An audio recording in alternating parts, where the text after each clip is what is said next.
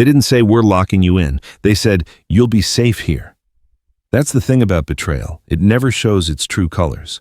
It always comes disguised as love or concern or what's in your best interest. I didn't scream when they took my keys. I didn't beg when they dumped out my purse and left my phone on a table in the hall. I just stood there in the lobby of Rose Hill Care, trying to process what had just happened. My own son, Brandon, kissed my cheek and said, "This is just temporary, Mom. Just until we make sure you're okay." Then he walked right out. I waited 10 minutes, then 15, then 25. Finally, I turned to the woman behind the desk. She was young, wearing bright red lipstick with a nursing badge that said Jennifer. I asked her when I'd be allowed to leave. She just looked confused. "You're checked in, Mrs. Mitchell. You're a full-time resident." I said I didn't sign a thing. My voice was shaking, but I said it. Jennifer gave me a practiced, patient smile. "Your son did. He has power of attorney." I didn't cry. Not then. They took me to room 213. I only remember because the paint on the door was chipped and the knob was loose. The bed was made so tight. You know that way they do it in hospitals. The closet was half empty, filled with some of my clothes, but not all of them. A single framed photo of my late husband was on the windowsill. A little touch to make it feel like home, I guess. Except this place wasn't home. Home was 117 Dare Lane, that little yellow house with the creaky porch swing and the flowers I've trimmed every summer since 1984. Home was my chair at the kitchen table, the second one from the end. The one with the worn-out cushion. Home was the house that Richard and I bought. The one we paid off by pinching pennies and from me working as a waitress through my 50s. Just like that, home was gone.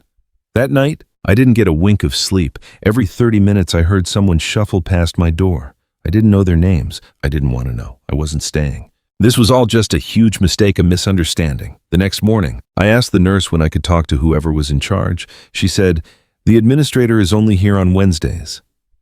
It was Monday. I told her, "I need to call my son." She glanced at her chart and said, "There are no phone privileges listed on your care plan." My care plan? I wanted to laugh in her face or maybe just scream. Instead, I just sat on the edge of the bed and folded my hands.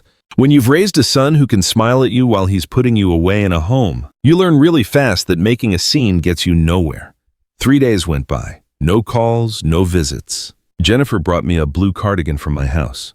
She said Brandon had cleaned out my closet and sent over the things he didn't want to throw out. Throw out. My life. I opened the bag. Inside was one dress, a scarf, and my winter coat, the one with the pocket that wouldn't zip. I'd had that coat longer than he'd been married. "You're lucky," one of the ladies in the dining room told me. Her name was Dorothy. She was 90 and nearly blind. "At least your family visited. Mine left me here 5 years ago and took off to Arizona." I didn't feel lucky. I felt like a ghost. They served us mushy peas and chicken that had the texture of cardboard. I never complained. Dorothy warned me that if you complain, they put in your file that you have a mood disturbance and make you see the therapist who smells like cough drops and sadness. I didn't want therapy. I wanted my life back. I wanted my keys, my kitchen window, and my beat-up old bird feeder. When I asked about the phone again, Jennifer said, "You can only use the staff phone for emergencies." So I did. I tried calling my son, but it went straight to voicemail. Then I called my old neighbor, Patricia. She didn't pick up either. I wasn't even sure if she still lived there, but I left a message anyway. That night, I just took the winter coat and hung it on the back of my chair. The pocket was sagging a little. I slid my hand inside without even thinking, just like I'd done 1,000 times at the store, checking for old receipts or candy wrappers. But this time I felt something else. A piece of paper, thick and glossy, folded in half. I pulled it out. It was a lottery ticket. I just stared at it like it belonged to someone else. A Powerball ticket. All the numbers were filled in black ink. The date on it was from 1 week ago, the exact day Brandon dropped me off here. I flipped it over. No writing. No scratches on the barcode. It was perfect. I just stared at it for a long time. And then I smiled for the first time since I got here. Because right then I wasn't some helpless old lady. I was someone with a secret. And maybe this secret was going to change everything. It's funny, you never realize how loud a place is until you can't find any quiet. And this nursing home is never quiet. It's just full of noises that no one pays attention to. Coughing from behind a door, the buzz of a TV, slow, shuffling feet. Someone calling for the person who never shows up. I kept that ticket in my coat pocket for 3 days. I didn't tell anyone, not even Dorothy. I didn't even know if it was a winner yet, but just having it sparked something in me. I'd felt so cold for so long. I'd forgotten what it felt like to be warm. On Thursday, I asked Jennifer again, "Can I please use the phone? Emergencies only." she said, not even looking up from her clipboard. My furnace might be on fire, I shot back. She just blinked at me. You don't live in that house anymore, Mrs. Mitchell. But I do in my head, every single night before I fall asleep. I walk through every room. I see the scratch on the front door from Richard's toolbox, the cracked tile in the kitchen we never got around to fixing, that spot by the stairs where my hip always used to pop. You don't live in that house anymore. Her words just stuck with me all day, leaving a bad taste in my mouth. At dinner, the peas were ice cold. I ate them anyway. Dorothy was sitting across from me going on about some bridge club she ran back in '62. You have quiet eyes, she said out of nowhere, pointing her fork at me. I looked up. What's that supposed to mean? It means you know more than you let on. I didn't say anything. She was right. I just waited for the night nurse to start her shift. She was a young one, looked like she was barely out of high school, always on her phone. She liked me because I never bothered her at night for pills or anything. When she walked past my room around 10:45, I was standing in the hall with my arms crossed like I'd been waiting there for hours. Sorry to bother you, I said. I think I left a hearing aid battery in my old coat pocket, the big gray one. It might be in the laundry. Can I check? She just waved me over to the front desk. Sure, but make it quick, and don't set off the alarm when you open that door. There were no security cameras, no locks, just an old phone with a scratchy dial tone. I had to look up the numbers myself. I found the lottery website. The winning numbers were already up. I checked the date of the drawing. It was Saturday's drawing, my ticket. It matched all 6 numbers. I blinked hard, thinking I must have read it wrong, so I checked again. The $62 million jackpot was unclaimed. It was mine. I didn't smile, not at first. I just stood there holding the phone. The night nurse was a few feet away scrolling on her phone, with no idea that a little piece of paper in my coat pocket had just changed everything. I walked back to my room real slow, like I was carrying something that could break, and I was. I hardly slept a wink. My mind was racing so fast I thought it'd fly apart. What was I going to do with that much money I can't drive? I don't have a bank account. My son controlled every last thing. Everything. But for the first time in months, I wasn't scared. I wasn't a nobody anymore. I had a secret so big it could tear this whole place down. The next morning, Jennifer handed me a schedule for bingo and arts and crafts. I looked her right in the eye and said, I need to talk to a lawyer. She actually laughed. What for, are you suing somebody? No, I said. I just need to write a letter. But your son handles all your paperwork. Then I want a lawyer to make sure that's still legal. Her face changed then. She frowned. Mrs. Mitchell, that's not how it works.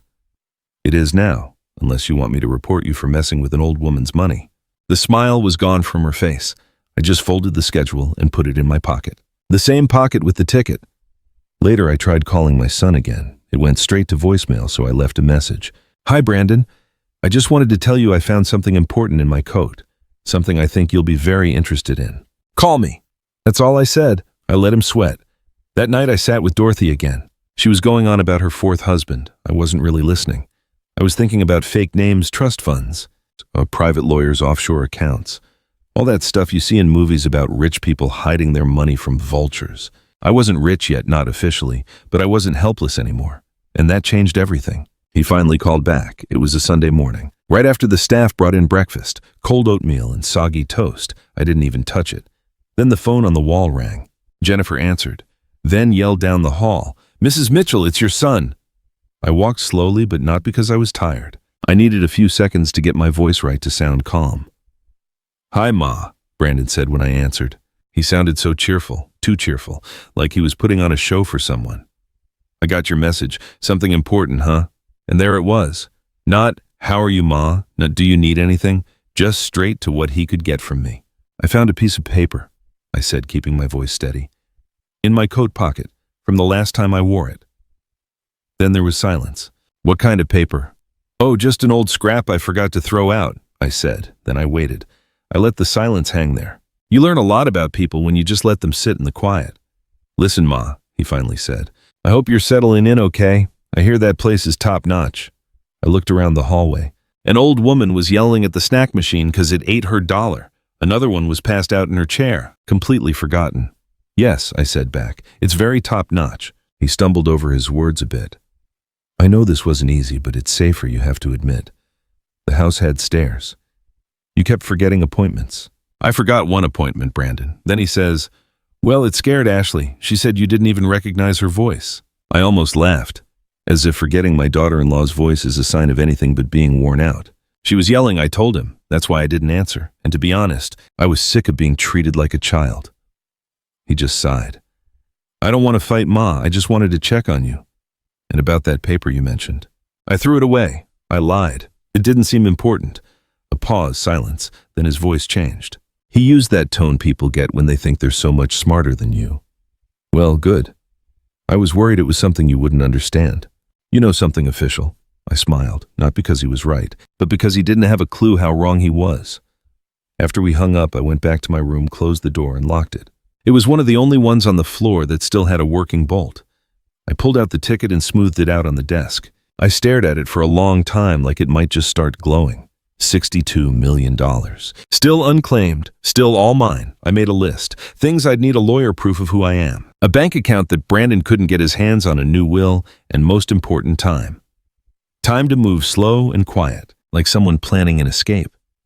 That afternoon, I skipped bingo. Jennifer gave me a look. You okay? Just tired, I said. The truth was, I'd never been more awake. In the common room, someone left a newspaper. I started flipping through it. In the back, I saw tiny ads for lawyers, accountants, document specialists. I tore one out. Consultations for elderly estate planning. Discretion guaranteed. I memorized the number. The next day, I waited until the front desk was busy, then borrowed the staff phone again. I made the call from the stairwell. I'm calling for a relative, I said. She's in a care home, has some money concerns, power of attorney issues. The woman on the other end paused. We deal with that a lot. I'd like to set up a meeting. Name Catherine Reynolds. I used a fake one. I didn't want anything tracing back to Margaret Mitchell yet. Can we do it here? She said they could send someone. An associate, quiet and discreet, Thursday afternoon, 2:30 p.m. I hung up and just held the phone to my chest for a moment. This was real. I had a meeting. It was a start. That night I sat in the dark and just stared out the window. The moon was high. I wondered if Brandon was done moving my stuff out of the house. If he'd sold my old books or the glass teapot Richard gave me for our 10th anniversary. I wondered if Ashley threw out my sewing box or if they found the photo albums in the bottom drawer of my dresser. They weren't just moving me out, they were erasing me. But not anymore. Because tucked away in my drawer was a winning ticket they knew nothing about. And I had no plans to share it with people who treated me like old luggage. No, this time the plan was mine, all mine. They say old people shouldn't have secrets, but that's exactly why we're so good at keeping them. Thursday took forever to get here. I spent the whole morning pretending to read. My hands were shaking a little under the blanket. At lunch, Dorothy asked why I kept staring at the clock. Got a hot date? She teased. Something like that, I told her. At 2:15, I went down to the front lobby, acting like I was waiting for a package. The staff didn't ask any questions. By now, they just thought I was harmless. At 2:29, a dark green car pulled up.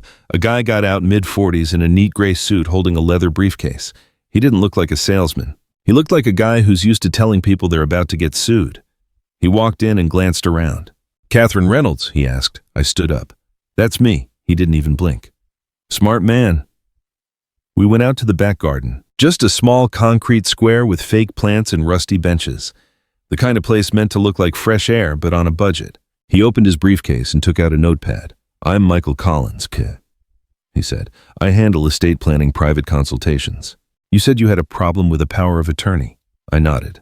I was pressured into signing it. My son controls everything now, my house, my bank accounts, even my mail. Do you have any idea what he's done with your money? I have my suspicions. He jotted something down. We can fight the power of attorney. It'll take time. What else? I took a breath. This was it. I reached into my coat pocket and pulled out the envelope. I found this last week, I said, sliding it over to him. He opened it, looked at the numbers, and checked the date. Then he looked up at me. Have you confirmed this? Yes, Saturday's drawing, all 6 numbers, $62 million. He didn't flinch, didn't even whistle, just nodded slowly. Does anyone else know? No. And you want to keep it that way? Yes, so we need to move fast. He laid out a plan for me, setting up trust accounts, making blind transfers, and a careful way to claim the money using his law firm so no one would know. Most importantly, it would protect me from my family. I've handled this before, he said. Older clients who come into sudden money. It's a lot more common than you think. He handed me a new envelope with forms inside. You'll need a secure mailing address for some of this. I don't have one. He thought for a second. We can get a P.O. box downtown. I'll send the documents there. You'll have to sign for it in person. I don't have a car. I'll send one, but not here. We'll tell them it's for a doctor's appointment. I leaned back. The air felt lighter. For the first time in weeks, I wasn't just getting by. I was building something again. Do you want to give any of it to your family? He asked, and he wasn't being cruel. I just shook my head. They dumped me in here without a word. They just took my life and packed it away like leftovers. I don't owe them a thing. Then you're going to need a new will too. I want most of it in a trust for someone I actually love, I said. My granddaughter. Her name? Emily Mitchell. She's 21 in college. She's never asked me for a dime, never treated me like I was just some old coat to be hung up. He nodded. We'll make it airtight. She'll be safe. He stood up, putting his papers away. I'll be in touch within 3 days. In the meantime, don't tell a soul. And don't you dare try to claim that ticket on your own. It's too risky. I'm old, not stupid. He smiled for the very first time. That's what I figured. After he left, I stayed on that bench for another 10 minutes. I just needed the wind, even though it stunk of bleach and asphalt. That night I wrote in my notebook, the one they never check, day 13 in Rose Hill, 62 million untouched. The legal plan was in motion. My name's Margaret Mitchell, but they're going to remember me as someone else. By Saturday morning, that ticket wasn't just a possibility. It was a real asset. Michael called right at 9 a.m. A woman named Nicole had already confirmed the numbers with the lottery office. The legal stuff was all set up. The claim was going to be filed through a special kind of trust, anonymous and untraceable. The ticket is still your property until they issue the payout, he said. But the second that check is cut, everything goes straight into the trust. You'll be the beneficiary, but under a fake name. What name? I asked. Sarah Thompson, he said. We picked something plain. Sarah Thompson. A name nobody would look at twice. Not a name Brandon or Ashley would ever think to look up. Where's the money going? I asked. For now. Into a blind holding account. Once it's secure, we can split it up however you want. I want Emily's share locked until she's 30B. I said, but with access for school housing or emergencies. He paused. I've never had a client be this clear this fast. I've had a lot of time to think lately, I told him. What I didn't tell him was that every single night, while the others were watching TV or nodding off to game shows, I just sat there, my back straight, staring out the window and building a whole new life in my head. I knew how many zeros were in 62 million. I knew what it could buy and what it couldn't. It couldn't buy back all the years of being ignored. It couldn't undo the time Ashley made fun of my shoes at Easter, loud enough for Emily to hear. It couldn't get back the birthdays Brandon forgot or the time he didn't even show up to Richard's funeral until everyone was gone. But it could buy my freedom, and that was enough for me. Expect the check in about 3 to 5 business days, Michael said. You won't have to touch it. I'll handle everything. I'll call you Monday with the next steps. After we hung up, I opened my drawer and just looked at the envelope again. I didn't need it anymore, but I wasn't throwing it out. It was proof, and not about the money, but of what I did before the money ever came. I saved myself. That afternoon, I sat with Dorothy out on the patio. She was watching the clouds. Her eyesight was too bad to really see them, but she still liked to name their shapes. Look at that one, she said, pointing somewhere north. Looks like a lamb or a broken chair. You're not far off, I said. It kind of looks like both. She turned to me suddenly serious. You're leaving, aren't you? I didn't answer. I can feel it, she said. People like you don't stay in cages. I just looked at her. Dorothy, who'd been stuck in Rose Hill for 5 years. Dorothy, who gave her savings to 3 stepkids who now just send birthday cards with no return address. I reached over and squeezed her hand. If I go, I said, I'll send you something real. Like what a lawyer with a pen, she laughed, a quiet, dry little sound. That would be something. That evening, Emily called. I wasn't supposed to be getting personal calls, but the night nurse, the same one who'd let me use the phone before, had started giving me a little time after lights out. Grandma, Emily whispered, Dad's thinking about selling your car. I almost dropped the phone. What she said, he thinks it's just sitting in the driveway collecting dust and it's a waste of money to keep paying for insurance. That's my car, I told her. I know, that's why I called. I didn't want you finding out after it was gone. My heart just sank. It was just an old sedan, nothing fancy, but Richard had picked it out for me. He said it matched my hands, whatever that meant. I'll handle it, I told her. Don't you worry. I just miss you, she said. It feels weird not hearing your voice every day. I miss you too.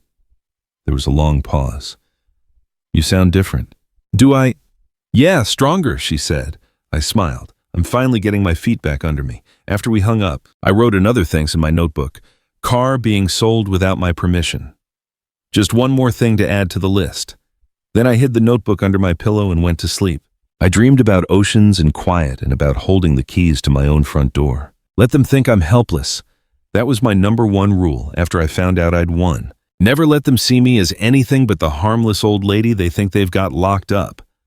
Let them underestimate me. Let them forget I was ever my own person. Because while they were busy rearranging my whole life, I was planning something much quieter and a whole lot more dangerous.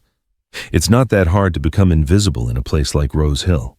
You just have to stop reacting to things. Don't complain when they forget to give you your mail. Don't even flinch when someone takes your seat in the dining room.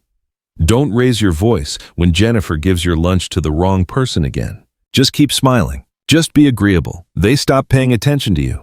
After a while, you're just part of the furniture like a coat rack that sits up straight. And from that spot, you can see everything. I learned more in 3 days of being quiet than I did in 79 years of talking. Who's stealing from the supply closet? Who's drinking in the laundry room? Who's getting cozy with the night janitor? Who forgets to pass out meds and then lies about it on the chart? But I didn't write any of it down. There was no point. I wasn't planning to stick around long enough to snitch. I just needed to lay low and wait for Michael's call. Time for the trust to be filled. Time to set up the next step. In the meantime, I just watched my enemies. Jennifer, the day nurse, had a voice that could cut glass and loved calling older women sweetie when she was mad. I caught her snapping at a man named Kevin for hitting his call button too many times. "You don't need help, you just want attention," she said. Kevin hasn't said a word to anyone since then. He just stares at the wall. The administrator, Mr.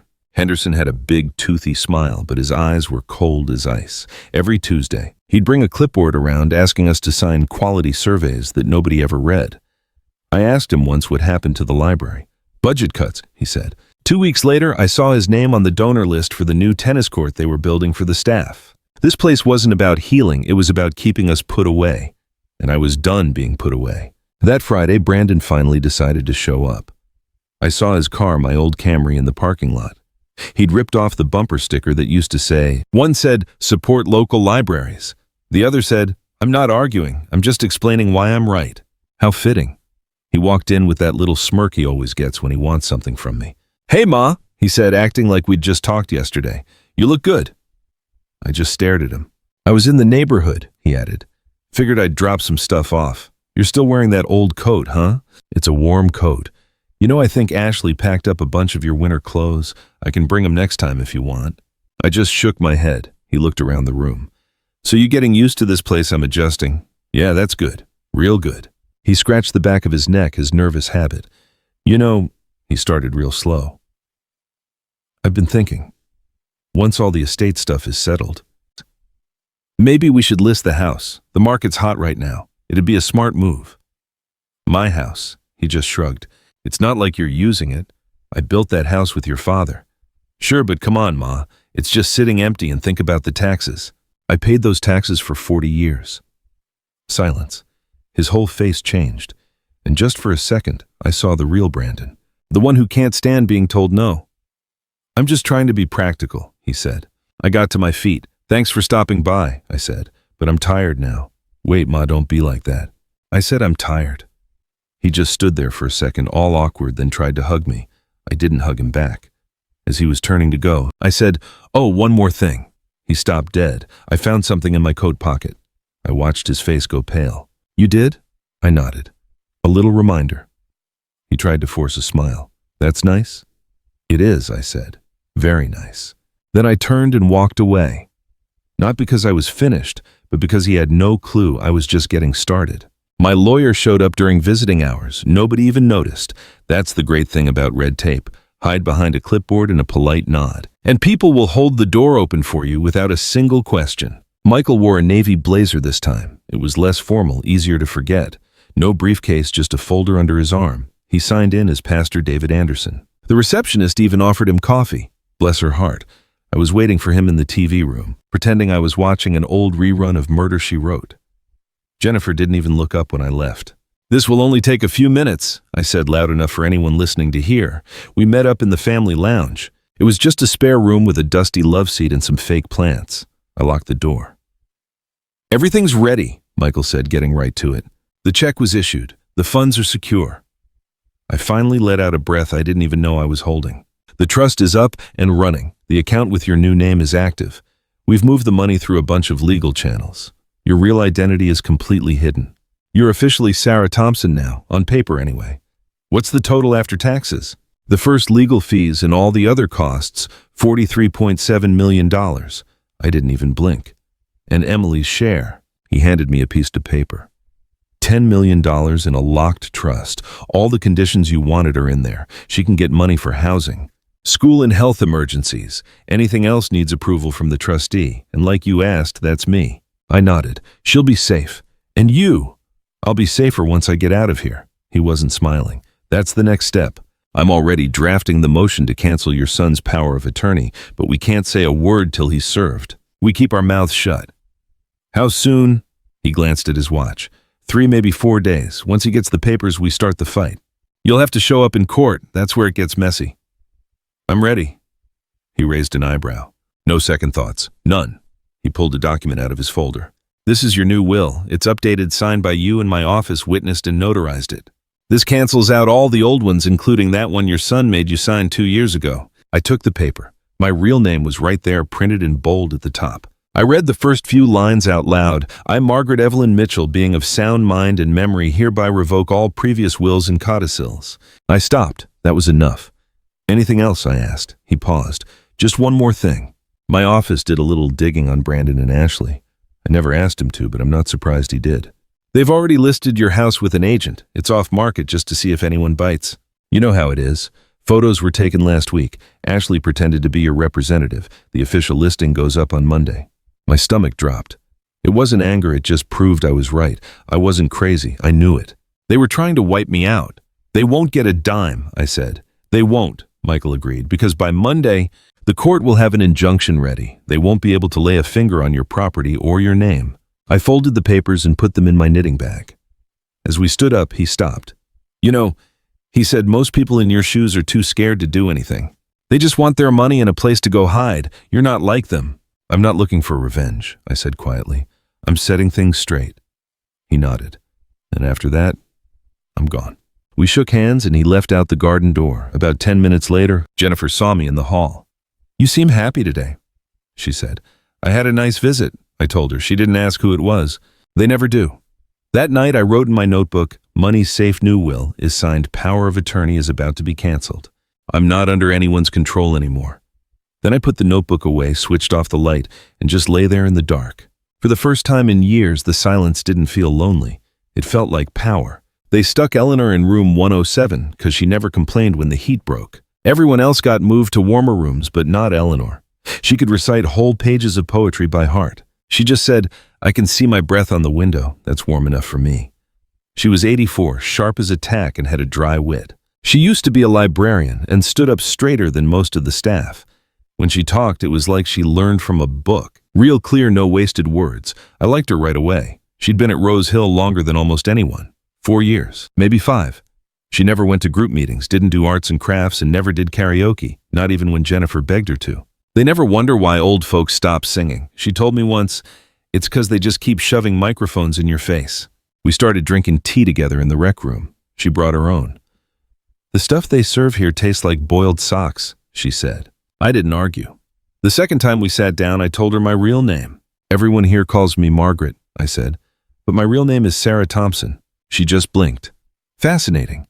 Then I told her everything, the lawyer, the trust, the ticket out. I don't know why. I'd hidden it from everyone else, even Emily. But something about Eleanor made me feel like she'd just listen, not try to fix it. When I finished, she didn't ask questions. Instead, she just poured more tea. How does it feel? She asked. Like I'm holding a loaded gun and everyone thinks I'm harmless. She smiled. Good. Keep it that way. From then on, we met every afternoon at 3. I'd bring the crossword and she'd bring her tea. We didn't always talk about the money. Sometimes we'd talk about her daughter who hadn't called in 18 months. Other times we just sat in silence listening to the radio next door. One day she said, you know they don't get people like us. What do you mean? We've had real lives. People think we were just born old, that we were only here to have them lend them money, and then just fade away. But we remember it all. I nodded. She looked at me. So when are you leaving? Soon, I told her. The legal stuff is done next week. After that, I'm gone. New identity, new place. She tapped her cup. You'll send me a postcard? I said, I'll send you a lawyer. She grinned. That's better. That Friday, Jennifer saw me humming in the hall. You're in a good mood, she said like it was a bad thing. Just thinking about something nice, I said. Well, hold on to it. We have an inspection. Henderson wants everyone smiling. Oh, I'll smile, I said, right after they fix the heat in room 107. She rolled her eyes. Eleanor doesn't mind. She shouldn't have to. I walked away before she could answer. That night, Eleanor and I played a little game. What would you do if you could just leave, I asked. I'd move where nobody knows my name, she said. Change my hair, get a cat, live over a bookstore, and I'd never talk unless I felt like it. You always speak when you feel like it. Yeah, but then I'd finally stop having to explain myself. She looked at me. And you? I'd buy a little house near the water, I said. Make tea, eat what I want, sleep when I want. And I'd never ask for permission again. Eleanor raised her teacup. To the day nobody asks where you're going. We touched our mugs together. That was the last night I saw her.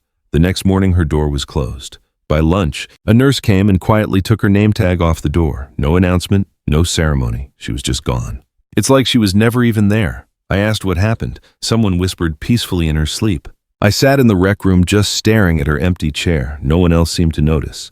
Or maybe they knew to just keep walking. That night I wrote one sentence in my notebook. Eleanor's gone, and now I'm more certain than ever. I have to get out before they forget I was ever here too. I called for a car to my old house, not a taxi. A black Mercedes S-Class pulled up, windows tinted chrome shining like a mirror. The kind of car my son Brandon just had to notice. It showed up at 4:05 p.m. on a Tuesday, right around the time Ashley always posted her perfect life on Instagram. You know, family dinners, updates on the remodel, cheesy quotes about being grateful. Of course, none of those posts ever mentioned me, the woman who paid off their mortgage. The driver in a sharp gray uniform got out and handed Ashley a plain white envelope. No return address, no company name, just hers. Inside was a letter on fancy thick paper from a company I made up called Riverside Estate Consultants. It said, Dear Mrs. Mitchell, our firm is working for a private client who wants to buy several historic homes in the Green Lake area. Your house at 117 Dare Lane was flagged as a top choice property because of its history and great condition. Our client is prepared to offer $1.3 million in cash, as long as the title is clean and the sale can happen quickly. This isn't a final contract, just a very serious offer. A full inspection can be scheduled if you agree to talk with us. Sincerely, Riverside Estate Consultants. I put a phone number at the bottom that went straight to my lawyer Michael's office. The trap was set. It was perfect. 2 hours later, my phone rang. It was my granddaughter, Emily. Grandma, are you sitting down? Honey, I'm always sitting down. She laughed, but she sounded nervous. Okay, so Mom got a letter today. Some real estate company wants to buy the house like immediately. All cash, $1.3 million. I stayed silent. Dad's freaking out, she went on. They're trying to figure out who this secret buyer is. He thinks it's some developer trying to flip it for a profit. I still didn't say anything. You don't seem surprised, she said. I'm not, I finally answered. People sure do want things more when they think there's money to be made. There was a long pause. I could hear her take a breath. Did you do this? I smiled. Let's just say some people need to be reminded that you don't own something just because you're living in it. That night, Brandon called. He left a voicemail. I played it back 3 times. Hey, Mom.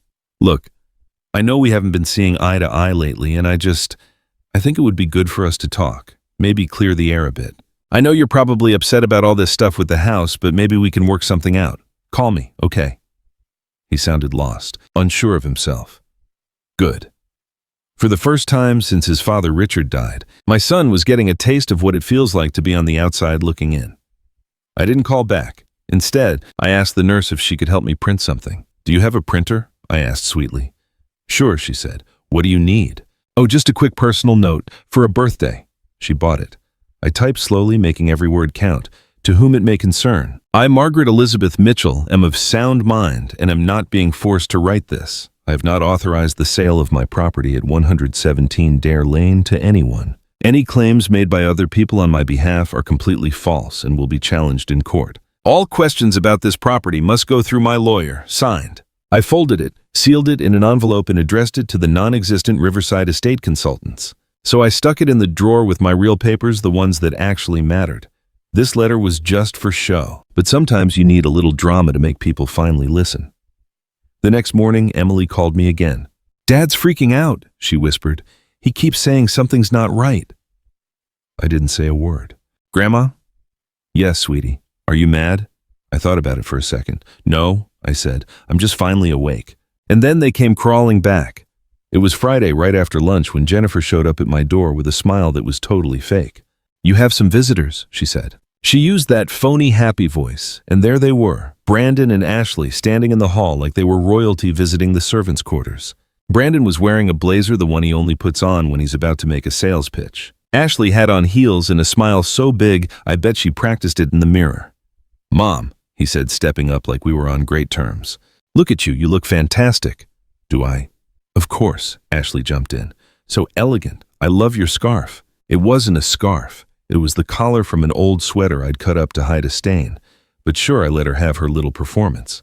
They sat down across from me in the visitors area. Somebody put out those stale butter cookies that nobody ever eats. Brandon crossed his legs, cleared his throat. "I just want to start by saying we've been thinking about you a ton." I just nodded. "We know we might have moved a little too fast, with the house and getting you settled here." Settled. Like getting dumped in a nursing home was the next logical step after a minor grocery store mistake. Ashley leaned forward. "We just want what's best for you." "Oh, you've made that perfectly clear," I said. They shot each other a look. Brandon tried again. "Look about that letter, the one about the house. You never said anything about selling." "That's because I don't want to." "Right," he said way too quickly. "That's fine, totally fine. We're just trying to figure out who would have sent it." "I didn't ask for it," I said, but I can't say I was surprised. Ashley shifted in her chair.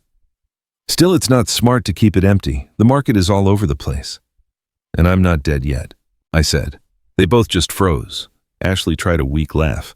"Oh gosh, of course not. I'm not dead," I repeated. "And this is still my life." There was a long, awkward silence. Brandon finally spoke. "Nobody's saying it isn't. But you acted like it wasn't when you cleaned out my closets, cut off my bank account, and signed my name on things I never even saw. When you sold the piano, that last one hit him. I saw it. He didn't think I knew about the piano. I leaned in, my voice perfectly steady. You figured I'd go quietly. You thought I'd be grateful. You thought all I needed was a nice room and a bowl of mushy peas." Brandon opened his mouth, then shut it. Ashley just fiddled with her dress. "We didn't mean to hurt you." "Of course you didn't," I said. "You were too busy taking care of yourselves." She flinched. Brandon stood up. "Okay, Mom, we don't have to get into this right now. We just came to say hi to see how you are. Maybe we could bring you some things from the house if you want." "Bring the car," I said. He blinked. "My car. The one you were about to sell. Give it back. It's being used. We needed it.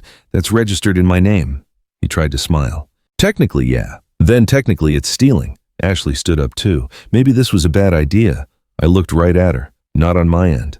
They left about 10 minutes later, all shaken up, but trying hard not to show it. Jennifer watched them walk right past the front desk, with their polite nods and tight smiles. Then she turned to me. "Family visits are always so cheerful." "Only when they're trying to hide something," I said. That evening, I sat by the window and just watched the wind tear through the trees. I didn't move, didn't smile, and I sure didn't feel like I'd won. I just felt ready. One more string was pulled. Everything was starting to fall apart for them. He came alone the next time. No Ashley, no putting on an act. It was just Brandon holding a paper bag with something warm inside, looking like he was walking into a courtroom, not some care home. "Brought your favorite?" he said, lifting the bag. "Liver and onions from that diner you like." I just let him put it on the table. I didn't touch it. He sat across from me again. This time he wasn't wearing a blazer. Just that green pullover he wore back in college. The one that made his eyes look a lot softer than they really were. "I've been thinking about what you said he started." I said nothing. "You're right about a lot of things. About the house. The way we handled it all." I raised an eyebrow. "Handled," he nodded, real slow. "We didn't mean to shut you out. We just panicked, I guess. After the doctor mentioned memory issues and that whole thing with the stove. I didn't forget the stove. I told you the knob was broken, and the memory issues were just me being worn out from grief." He looked down. "We made decisions we thought were best." "No," I said, "you made decisions that were easy for you." He swallowed. "I guess that's fair." We just sat there in silence for what felt like a long time. He shifted in his seat, his hands locked between his knees like a schoolboy about to be punished. "Mom," he said. "What did you mean?" "When you said you found something in your coat." There it was. I just waited. I let the question hang in the air. He was hoping it would land softly. I meant exactly what I said, I replied. So you found something important. I met his eyes. I didn't even blink. I found a reminder that what's mine is still mine, that I haven't just disappeared, that I still have a name and I still have choices. And teeth. He gave a nervous laugh. Teeth. It's a figure of speech, I said. He nodded. Okay. There was something on his face, not quite guilt. It was closer to confusion. Like the part he wrote for me in his head wasn't working anymore, and he didn't know what to do next. Do you need anything? He asked. Money, clothes. I know we packed in a hurry. I don't need a thing, I said. Everything I need is already in motion. That one got to him. I saw it. A little flicker behind his eyes. Fear, maybe, or suspicion. He cleared his throat. You've always been a strong woman, Mom, but if you ever need help, I'm still... You're not, I said quietly. Not anymore. He looked away and then, like he remembered a line he'd practiced, he added, Ashley wants to apologize too. She didn't mean to be so rough with you. She was trying to win, I said. She just didn't count on me getting back up. Brandon stood up. That bag of liver and onions was still on the table, getting cold. I'll leave that here, he said. Give it to Dorothy, I told him. She still eats like she's waiting on a miracle. He hesitated. Are we okay? I tilted my head a little thinking about that word. Okay. It's what people say when they want to skip the part where they're wrong. No, I said. But we're being honest now. That's a start. He nodded. He didn't argue. He just walked to the door and stopped with his hand on the frame. You've changed. No, I said. You just never really looked. Then he left. That night I didn't write in my notebook. I didn't need to. Some truths are just too loud to write down. They cleared out Eleanor's room in under an hour. No ceremony, nobody from the staff. Just 2 aides, a big rolling bin, and a checklist. They left the curtain open the whole time. The sun was shining on the bed where she'd died 2 nights before. By lunch, the room had a new name on the door. By dinner, a new woman was moved in. Her family brought a plant and a box of sugar-free cookies, and that was it. The next morning, I asked if they'd kept any of Eleanor's things. The nurse just shrugged. No next of kin. Just a daughter somewhere in Tampa. She didn't return our call. No memorial, nothing. I waited till it got dark and walked down the hall. Her door was open, new shoes under the bed, a new picture frame on the dresser. A man in a military uniform was smiling next to some woman I didn't know. The teacups were gone. The crossword dictionary, the old scarf she wore even when it was hot, all of it erased. I went back to my room and locked the door. I sat on the bed and let the quiet sink in. And for the first time in weeks, I let myself be sad, not just for Eleanor, though her being gone felt like a cold draft you didn't see coming, but for all of it. For the friends I've buried. For Richard, for the me who used to go to the store without someone grabbing my elbow. I thought about the money, the trust, all my plans, and I realized I hadn't asked myself even once what I wanted. I'd only thought about what I could fix, what I could get back, who I could make pay, but Eleanor never wanted to make anyone pay. She just wanted to be left alone. Her own room, her own tea, a name that mattered when she said it. Is that what I wanted? Was I building a future or just putting a new coat of paint on old ruins? The next morning, I made a list. Things I didn't need anymore. Revenge. The last word, apologies. I was never going to get. Then things I still wanted. A window I could open whenever I felt like it. My own spoon, my own mug, my own key. Quiet. Not the lonely kind, but the kind you choose for yourself. I canceled the call I had scheduled with Michael. I pushed it back a week. I needed to just sit with these thoughts for a while, let them become something real. That afternoon, Jennifer asked me if I wanted to join a new group thing. Painting, she said, it's therapeutic. No, I said. Still not my thing. I'm choosing what is now. She gave me a look, not mean, just confused. Like the idea of an old woman choosing anything besides her pudding flavor was from another planet. I didn't explain. Later I went to the back garden. I sat on that same bench where I first met Michael. The leaves were starting to turn that late-season gold. There were a few brittle red ones too. The sky was still. I reached in my pocket and pulled out a tea bag from Eleanor, one of the good ones. I made it that night, poured it slowly into that thick ceramic cup they gave me when I first got here. The one with the chip on the handle that no one else wanted. And I drank it not to feel better, but to think clearly. The lawyer's office called on Tuesday morning. Mrs. Mitchell, Nicole said in her calm voice. The court has set a date for the hearing to cancel your son's power of attorney. It's next Thursday. You'll be brought over with a legal escort. I thanked her and hung up. Then I just sat there with that word escort, like I was some fragile thing that needed protection. Maybe I was. Or maybe I was just a woman who finally had something they couldn't take. Not the money, not the house, not even my silence. Later that afternoon, I found Dorothy in the hall, staring at the elevator like it might open up and change her whole life. "Going somewhere?" I asked. "Only in my head," she said. I walked with her back to her room. We didn't say much. She was one of the only people who got that being quiet didn't mean something was missing. Sometimes it's all the space you have left. Before I left, I pulled something out of my pocket. It was a folded envelope. "What's this?" she asked. "A name," I said. "A lawyer. You don't have to use it, but if you ever feel like someone took too much from you, give him a call." She stared at me for a long moment, then slipped it in the drawer with her rosary and her aspirin. I didn't say goodbye. Neither of us were the goodbye type. Back in my room, I opened the notebook again. Not to make another list, but to write down something I hadn't let myself think. If I leave here bitter, they still win. If I leave in silence, I get to decide what it means. If I leave with peace, I get my own name back. It wasn't a prayer or a plan. It was just the truth. The next day, I asked the nurse for a work envelope. "I want to send something," I said. "To who?" "My granddaughter." She hesitated. "You can call her, you know. I want her to have this on paper." She brought me the envelope. I wrote Emily's name on the front.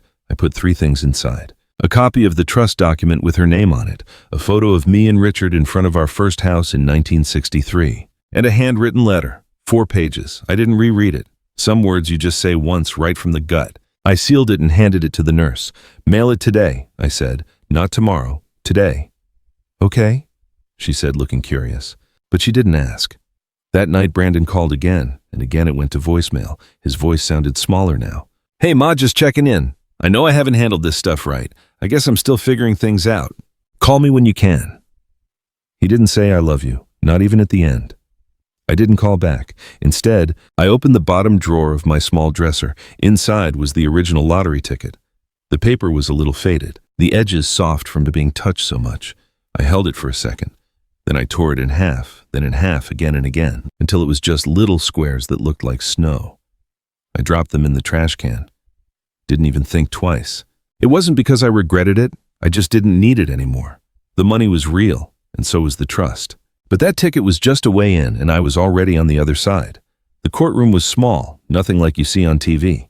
No big wooden benches or cameras waiting outside, just a few rows of chairs and a table with a bunch of different mics. And the judge looked like she'd heard way too many lies and not nearly enough truth. I sat up front next to Michael. My hands were steady. My coat was clean. I wore the shoes Emily gave me for Christmas 3 years ago. I'd kept them in a shoebox, saving them for a better day. This was that day. Brandon sat across the aisle. His lips were pressed into a thin line like he wanted to say something but couldn't figure out how. Good. Let him sweat. Ashley wasn't there. Someone probably told her to stay away. That was smart. Michael leaned in. "Don't talk unless they ask you a question. You don't have to defend a thing. That's my job." I nodded. The hearing was short, 36 minutes, that's all. Michael laid out all the documents, the timeline, the doctor's reports, and the activity on our joint bank accounts. He showed them the missing authorization forms the furniture sold without my okay, and the house listing I never signed off on. "Mrs. Mitchell," the judge finally asked me, "do you feel you were put in that home against your will?" "Yes," I said. I wasn't asked, I was told. Then she brought up the power of attorney. "Did you fully understand what you were signing?" "No," I said, because I didn't sign anything. They filed those papers behind my back. Brandon shifted in his seat and opened his mouth. His lawyer put a hand on his arm. The judge went on, "And do you feel you're mentally and physically able to manage your own affairs?" "I do." "And you have proof to back that up." Michael handed her the file. Inside was a signed letter from a state-licensed psychologist. A full cognitive test, no signs of dementia, no signs of anything that said I couldn't think for myself. The judge flipped through the pages slowly. Then she looked right at Brandon. "Your client claims he was acting in good faith," she said. "But good faith with money means being transparent, which you clearly weren't." Brandon said nothing. She turned back to me. "Mrs. Mitchell, are you asking to completely revoke the power of attorney?" "Yes." "And a replacement?" "No." The room was silent for a moment. "You don't want to assign it to another family member, a third party?" "I want to be in charge of myself," I said. She paused. Then she nodded. "Request granted."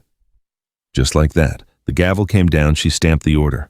A paper slid across the bench to Michael. It was done. I didn't cry or sigh. I just sat there feeling the weight lift. Outside, Brandon followed me down the courthouse steps. "Ma, wait." I stopped and turned. He looked smaller in the daylight, less certain, less like he knew everything. "I didn't mean to hurt you." "But you did." I thought I was doing the right thing. "No," I said. "You thought you were the only one who could do it."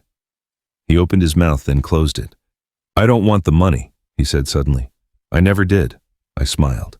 "That's good," I said, "because now you'll never touch a penny of it." He blinked. I stepped closer to him. "Just enough. You treated me like a problem to be managed, a thing to be put in a box. But I raised you. I paid for your braces. I stood in the crowd at your school concerts. Even when your father was too busy with work, I was the one who taught you how to tie your shoes and sign your name." I stopped. "And now I'm teaching you how to lose." Then I turned and walked away. I didn't look back. Not one time. If you've ever been silenced, ignored, or just put away like you don't matter, you need to hear this.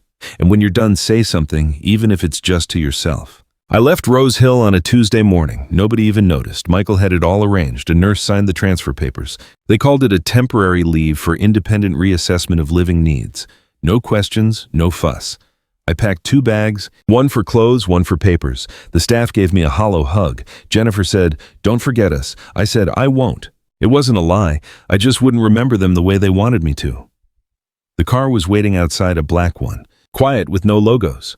I didn't say goodbye to Dorothy. I'd already slipped something under her pillow. A note with no name, just the lawyer's number and a line from Eleanor. The drive was long. I didn't say a word. The driver didn't ask. I watched the trees change and the roads get wider, the view shifting from strip malls to quiet hills and water.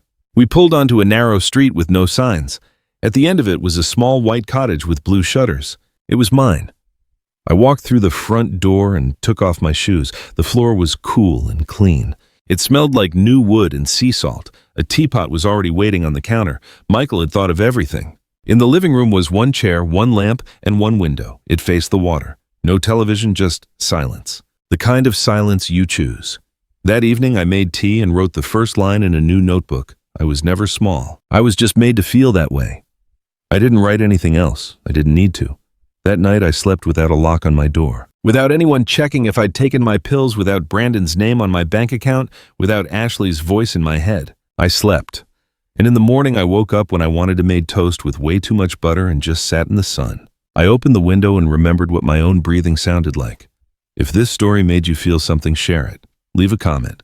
Send it to someone who thinks they don't have a voice, because somebody out there needs to hear what I've finally said. You're not a burden. You're not finished. And no one, absolutely no one, gets to lock you away and call that love.